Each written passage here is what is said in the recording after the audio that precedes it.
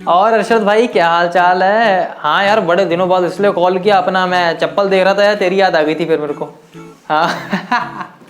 और बता यार, बहुत बहुत कमीना इंसान है यार तू, बहुत कमीना इंसान है। हाँ यार, तेरी अच्छा उससे बात होती है वो चोमू से?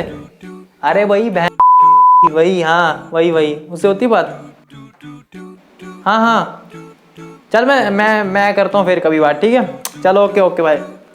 यार भाई अपना अरशद इतना चू, भाई रुक जा भाई, रुक जा, सब्र कर ले। गालियां ऐसे फेंक रहा है जैसे ना सरकार यूएपी लगा रही है भाई। माना रूममेट है, तू अपना पढ़ रहा है, मैं अपना पढ़ रहा हूँ, अच्छा माहौल है, इतनी गंदी गंदी गालियां निकाल रहा है यार, क्या हो गया?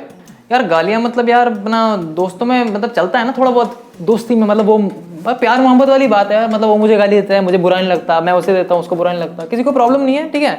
छोटा ही मसला है भाई। यार मतलब तुझे ये छोटा मसला लग रहा है यार? वी आर मुस्लिम्स, हमने अल्लाह सुब्हानहू व तआला को जवाब देना है, हमारा हर कोई अमल रिकॉर्ड हो रहा है। कुरान में अल्लाह सुब्हानहू व तआला ने सूरह हुजरात में जो गालियां देते हैं, जो गंदी जबान इस्तेमाल करते हैं, किसी को डिफेम करते हैं, इंसल्ट करते हैं, किसी को फनी निकनेम से बुलाते हैं, इन सभी लोगों को अल्लाह ने जालिमून की कैटेगरी में लिखा है। ये कोई छोटा मसला नहीं है।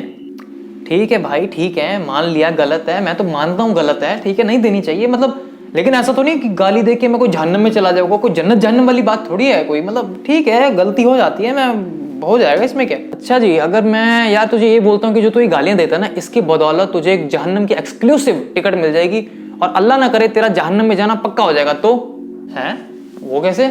तो ऐसे क्योंकि नबी करीम सल्लल्लाहु अलैहि वसल्लम की एक ऑथेंटिक हदीस है, सही मुस्लिम में, जहां पे आप नबी सल्लल्लाहु अलैहि वसल्लम फरमाते हैं कि 5 तरह के लोग जो है ना हेल फायर में जाने वाले हैं। 5 तरह के, 5 लोग नहीं, 5 टाइप्स ऑफ पीपल। उनमें से एक कैटेगरी ऐसी भी है जो लोग गालियां देते थे, झूठ बोलते थे, अब्यूज करते थे, इंसल्ट करते थे और गंदी जुबान इस्तेमाल करते थे। यार ऐसा अमल जिसपे नबी सल्लल्लाहु अलैहि वसल्लम ने बता दिया कि इस अमल से तुम जहन्नम में जा सकते हो, उसको तो छोटा मसला समझ रहे हैं यार। ये तो फिर मतलब बड़ा मसला है। मैं तो यार इसको छोटा मसला समझ रहा था, बिकॉज मैं इसको जैसे एक स्लैंग की तरह यूज कर रहा था, लाइक मतलब थोड़ा कूल बनने के लिए भी।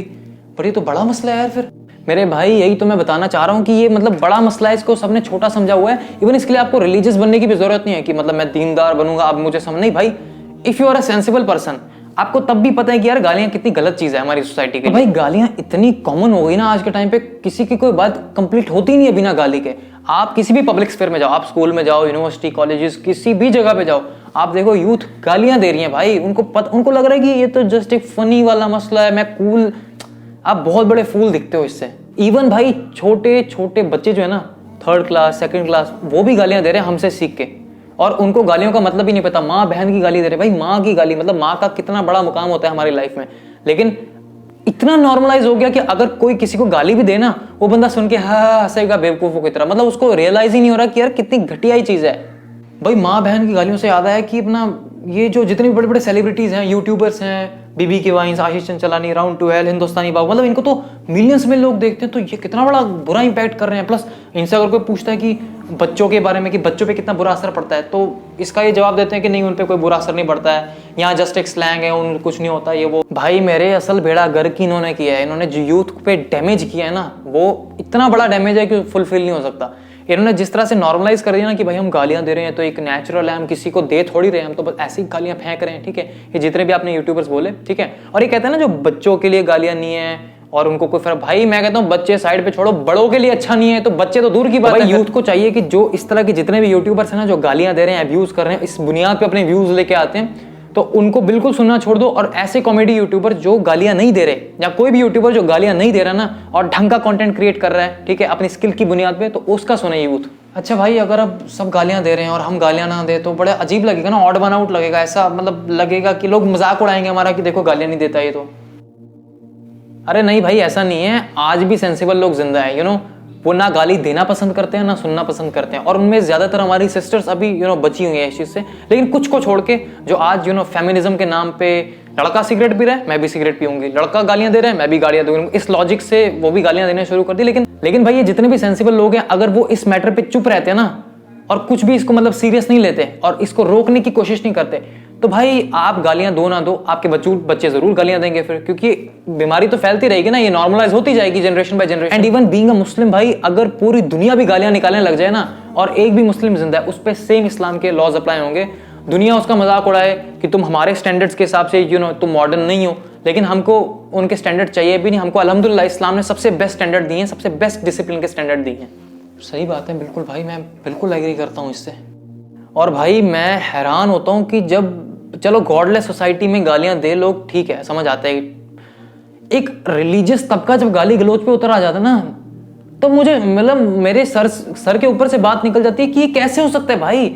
तुम अल्लाह रसूल का नाम लेने वाले हो, तुम दीन को फॉलो करने वाले हो, तुम नमाज पढ़ने वाले हो, तुम्हारे मुंह से गाली निकल भी कैसे सकती है।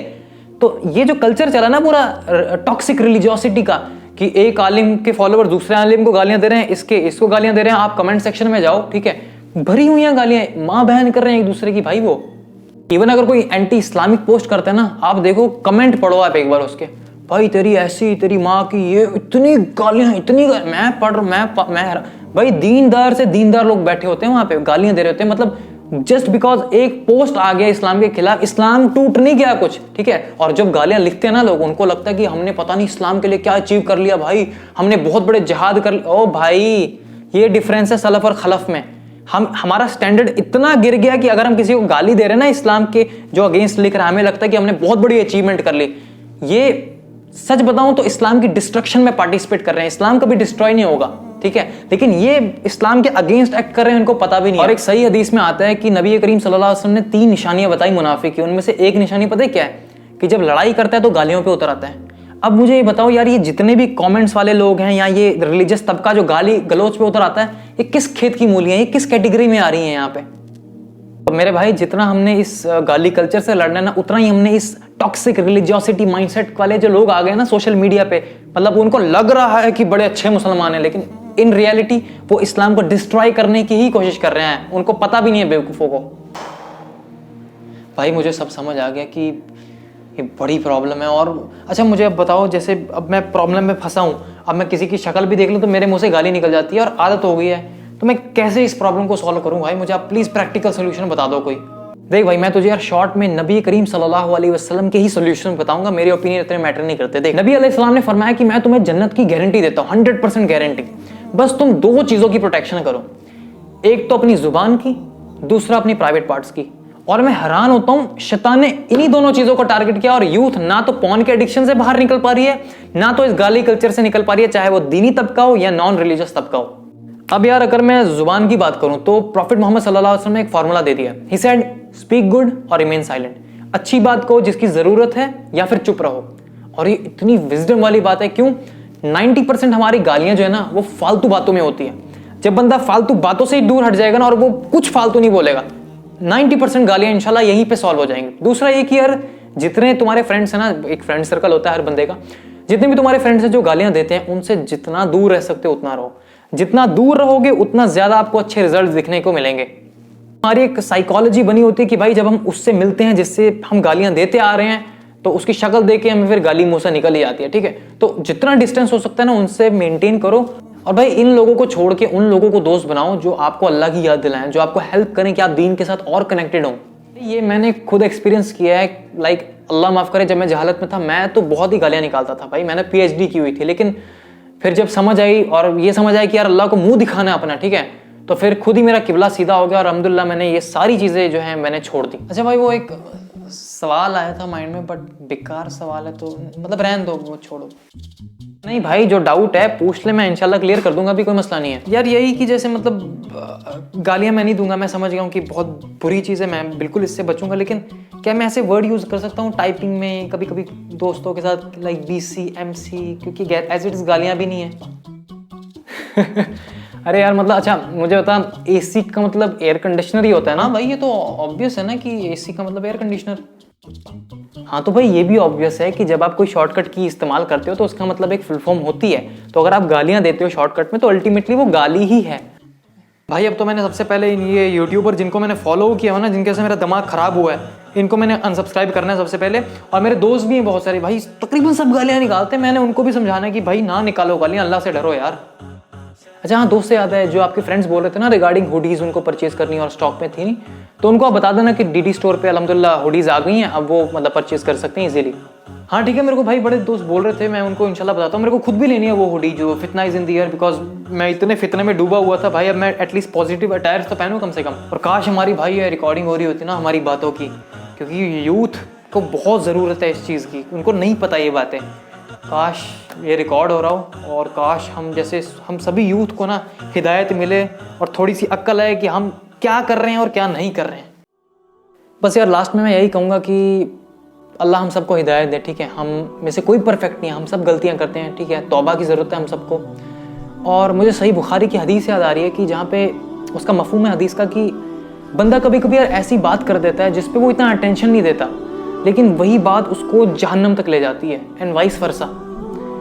तो हमें चाहिए कि यार हम अपनी ज़ुबान बड़े ध्यान से इस्तेमाल करें, कॉन्शियसली अपने वर्ड्स को अटर करें, बिकॉज जब तक बात हमारे अंदर होती है ना तो वो बात हमारे अंडर होती है, लेकिन एक बार में जब वो बात मुंह से निकल जाती है ना तब हम उस बात के अंडर हैं, हम उस बात के अंडर, और कितने बड़े बड़े कॉन्सिक्वेंसेस क्रिएट हो सकते हैं। तो हमें चाहिए यार, जब हम पेरेंट्स के सामने गालियाँ नहीं दे सकते तो हमें चाहिए कि हम अल्लाह से डरें यार, और ये माइंड में रखें कि अल्लाह सुब्हानहू व तआला इज़ वॉचिंग अस, ठीक है। अल्लाह का तकवा अपने दिल में रखें और ध्यान रखें हर एक चीज़ में जो हम बोल रहे हैं।